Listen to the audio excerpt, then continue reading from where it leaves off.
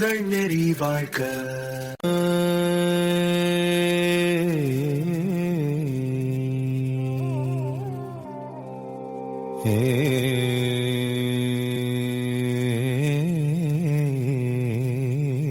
திருக்குறள் அதிகாரம் 2 வான் சிறப்பு ஆழமான விளக்கம். திருக்குறளின் பாயிரவியலில் கடவுள் வாழ்த்துக்கு அடுத்ததாக வான் சிறப்பு வைக்கப்பட்டுள்ளது.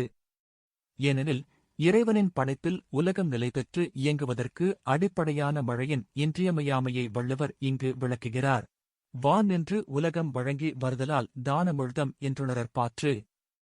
நேரடி பொருள்: மழை பெய்ய உலகம் வாழ்ந்து வருவதால் மழையானது உலகத்து வாழும் உயிர்களுக்கு அமிழ்தம் என்று உணரத்தக்கதாகும்.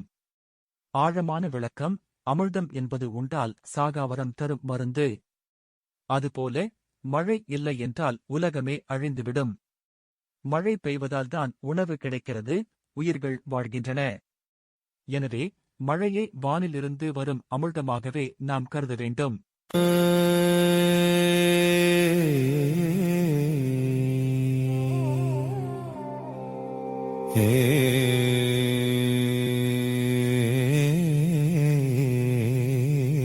துப்பார்க்கு துப்பாய துப்பாக்கி துப்பார்க்கு துப்பாய தூம் மழை. நேரடி பொருள்: உண்பவர்க்கு தக்க உணவுகளை உண்டாக்கி உண்பவர்க்குத் தானும் ஓர் உணவாக இருப்பது மழையாகும். ஆழமான விளக்கம்: இக்குறளில் துப்பு என்ற சொல் உணவு, நன்மை, வலிமை என பல பொருள்களில் வருகிறது. மழை பயிர்களை விளைவித்து உணவை தருகிறது, அதே சமயம் தாகம் தீர்க்கும் நீராகத்தானே உணவாகவும் மாறுகிறது. உணவும் நீரும் ஒன்றோடொன்று பின்னிப் பிணைந்திருப்பதை இது காட்டுகிறது.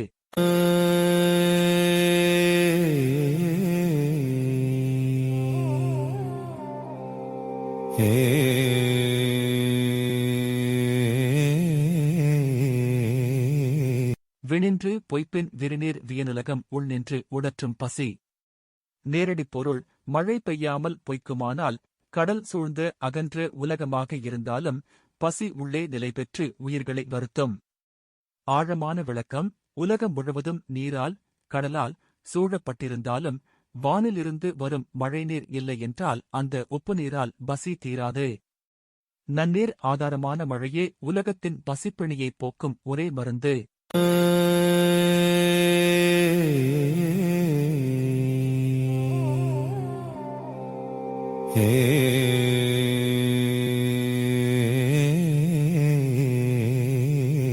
ஏரின் உழார் உழவர் புயல் என்னும் வாரி வளங்குன்றிக்கால். நேரடி பொருள்: மழை என்னும் வருவாய் வளம் குன்றிவிட்டால் உழவர்கள் ஏற்கொண்டு உழவு செய்ய மாட்டார்கள்.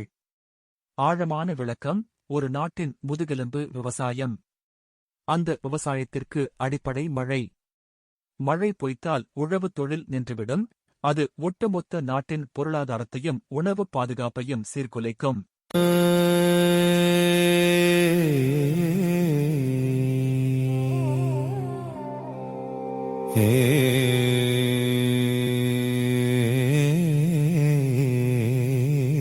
கெடுப்பதும் கெட்டார்க்கு சார்வாய்மர் ராங்கே எடுப்பதும் எல்லாம் மழை.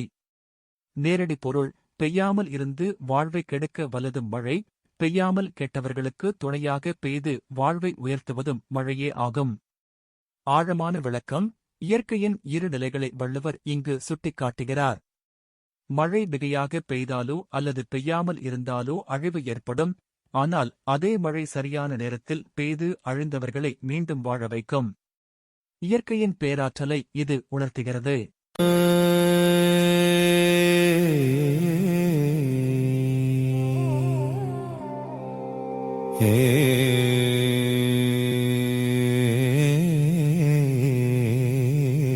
விசும்பின் துளிவேடின் அல்லால் மற்றாங்கே பசும்புல் தலை காண்பு அரிது.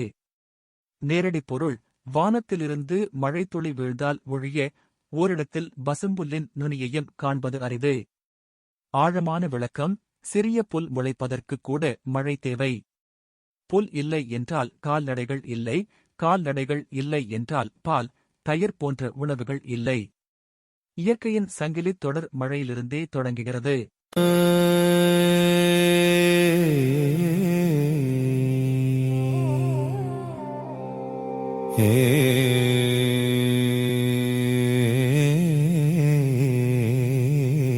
நெடுங்கடலும் தண்ணீர்மை குன்றும் தடிந்தெழிலி தான் நல்கா தாகிவிடின். நேரடி பொருள் மேகம் கடலிலிருந்து நீரை முகந்து கொண்டு போய் பெய்யாமல் விடுமானால் பெரிய கடலும் தன் இயல்பு குறையும். ஆழமான விளக்கம் கடல் நீர் ஆவியாகி மழையாகப் பெய்து மீண்டும் ஆறுகள் வழியாக கடலை அடைய வேண்டும். இந்தச் சுழற்சி நின்றால் கடல் வற்றிவிடும் அல்லது அதன் வளம் குன்றிவிடும்.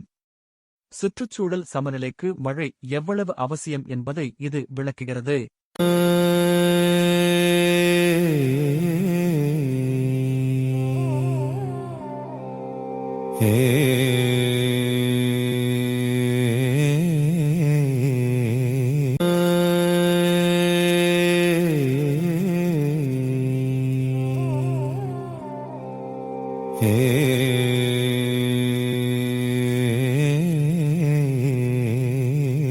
சிறப்பொடு பூசனை செல்லாது வானம் வரக்குமேல் வானோர்க்கும் ஈண்டு. நேரடி பொருள் மழை பெய்யாமல் போகுமானால் இவ்வுலகில் தேவர்களுக்காகச் செய்யப்படும் திருவிழாக்களும் வழிபாடுகளும் நடைபெறாது. ஆழமான விளக்கம் பசி பட்டினி இருக்கும்போது மனிதனால் இறைவனை வழிபட முடியாது. திருவிழாக்கள் நடத்த செல்வம் தேவை, செல்வம் பெருக விவசாயம் செழிக்க வேண்டும். எனவே ஆன்மீகச் சடங்குகளுக்கும் அடிப்படை மழையே.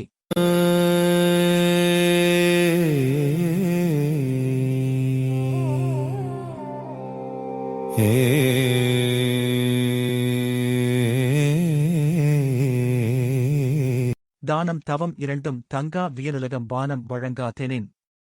நேரடி பொருள் மழை பெய்யவில்லை என்றால் இந்த அகன்ற உலகத்தில் பிறருக்குக் கொடுக்கும் தானமும் தமக்குத் தாமே செய்து கொள்ளும் தவமும் நிலை பெறாது. ஆழமான விளக்கம் தன்னிடம் பொருள் இருந்தால்தான் ஒருவன் தானம் செய்ய முடியும். உடல் நலம் சீராக இருந்தால்தான் தவம் செய்ய முடியும்.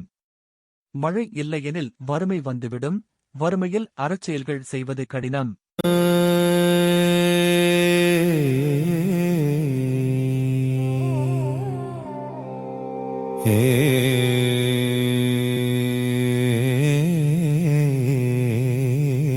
நீர் இன்று அமையாது உலகனின் யார் யார்க்கும்பான் இன்று அமையாது ஒழுக்கு.